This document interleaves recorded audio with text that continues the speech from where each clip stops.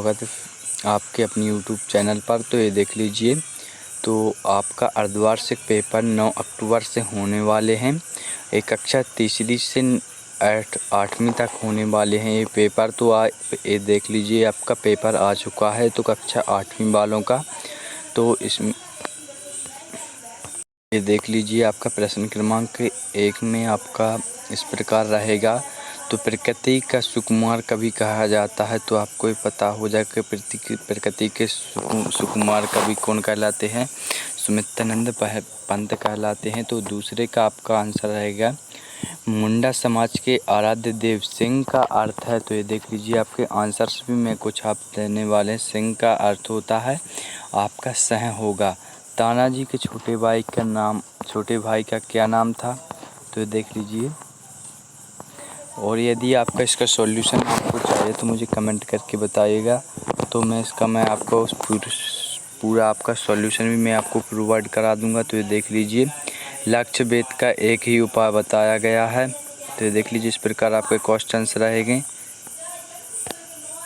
आपका प्रश्न क्रमांक दूसरे में आपको रिक्त स्थानों की पूर्ति करना है। तो ये देख लीजिए, चैती चांद पर्व भगवान की जयंती के रूप में मनाता है। यहाँ पर आप किस प्रकार सही विकल्प मतलब यानी आपकी रिक्त स्थानों की पूर्ति करना है। तो इस प्रकार आपको इसमें भरना है। तो ये आपको मैं पेपर में पहले मैं आपको पेपर का पैटर्न बता देता हूँ।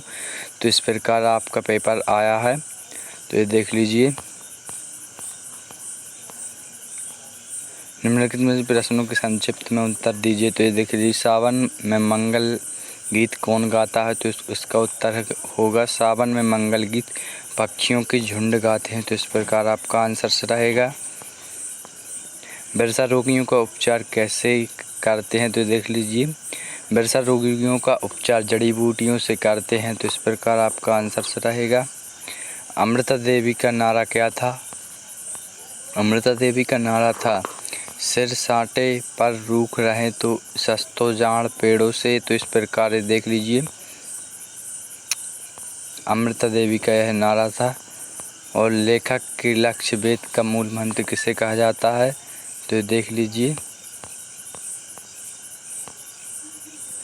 वृद्धा सेठ जी से क्या मांगने गई। तो वृद्धा सेठ जी से अपनी जमा की गई होड़ी से कुछ रुपए मांगने गई।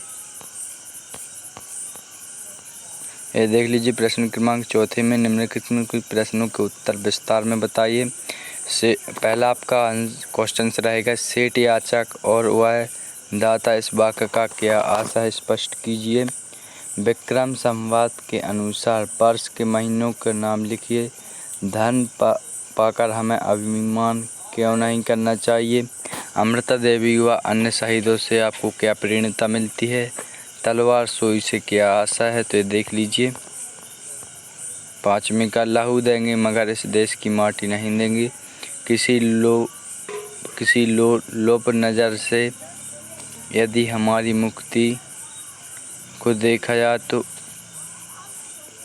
उठेगी तब प्रलय की आग जिस प्रकार सोई।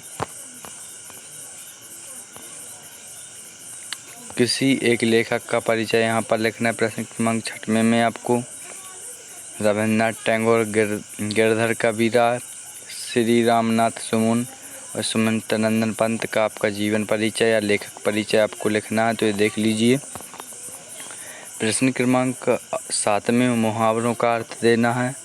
तो ये देख लीजिए, अनेक शब्दों का एक शब्द लिखिए। निम्नलिखित में से शब्दों का समास विग्रह कीजिए। प्रश्न क्रमांक 9 में दिया गया नीचे दिए गद्यांश में विराम चिन्ह लगाइए। तो ये देख लीजिए, यहाँ पर विराम चिन्ह है।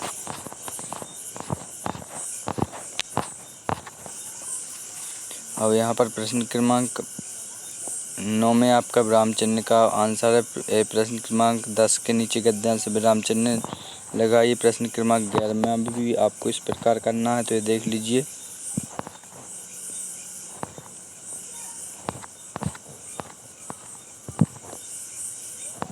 आपको प्रश्न क्रमांक 12 में आया हुआ है, अपने क्षेत्र में लाउड स्पीकर से होने वाले ध्वनि प्रदूषण को रोकने के लिए शिकायती पत्र जिला कलेक्टर को लिखना है। तो ये देख लीजिए,